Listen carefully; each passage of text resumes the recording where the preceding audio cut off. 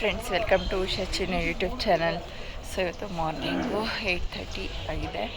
So ಈಗ ದೇವ್ರ ದರ್ಶನ ಮಾಡಲ್ಲ ಅಂತ ಹೊರಡ್ತಾ ಇದ್ದೀವಿ. ಸೊ ನಾವು ಹೊರಗಡೆ ಬಂದ ತಕ್ಷಣವೇ ಹನುಮಂತನ ದರ್ಶನ ಆಯಿತು. ಸೊ ನಮ್ಮ ರೂಮ್ ಪಕ್ಕನೇ ಕೂತಿತ್ತು. ಸೊ ನೈಟ್ ನೋಡಿದ್ರೆ ಒಬ್ಬರು ಇರಲಿಲ್ಲ. ಈಗ ನೋಡಿ ಎಷ್ಟು ಜನ ಇದ್ದಾರೆ. ಅದೇ ಸ್ವಲ್ಪ ಕ್ರೌಡ್ ಕಡಿಮೆನೇ ಇದೆ. ನೋಡೋಣ ದರ್ಶನ ಎಷ್ಟು ಸ್ವಲ್ಪ ನೋಡಿದ್ರೆ ಕಡಿಮೆ ಇದೆ. ನೋಡೋಣ ಎಷ್ಟು ಬೇಗ ದರ್ಶನ ಆಗುತ್ತೆ. ಎಲ್ಲಿ ನೋಡಿ ಗೈಸ್, ಎಷ್ಟು ಚೆನ್ನಾಗಿ ಕಾಣಿಸ್ತಿದ್ದಾನೆ ಮಾದಪ್ಪ. ಕ್ರೌಡ್ ಏನಿಲ್ವೇ ಇಲ್ಲ. ಆನೆ ಬರ್ತಿದೆ ನೋಡಿ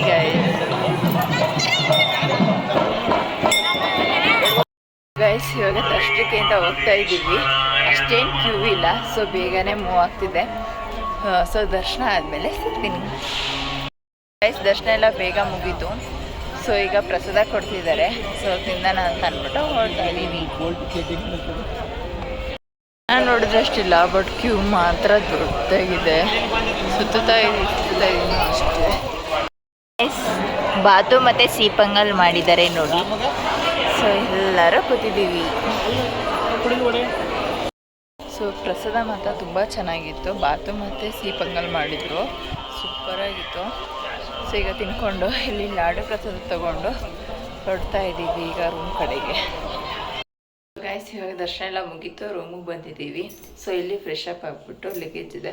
ಸೊ ಲಗೇಜ್ ತೊಗೊಂಡು ಸಾಲೂರು ಮಠಕ್ಕೆ ಹೋಗಿ ಅಲ್ಲಿ ದರ್ಶನ ಮಾಡಿಕೊಂಡು ಅಲ್ಲಿಂದ ಮೈಸೂರಿಗೆ ಹೋಗ್ತೀವಿ.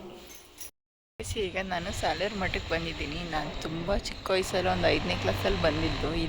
ಅದಾದಮೇಲೆ ಇದೇ ಫಸ್ಟ್ ಟೈಮ್ ನಾನು ಬರ್ತಾಯಿರೋದು. ಸೊ ನಾನು ನೋಡೇ ಇರಲಿಲ್ಲ.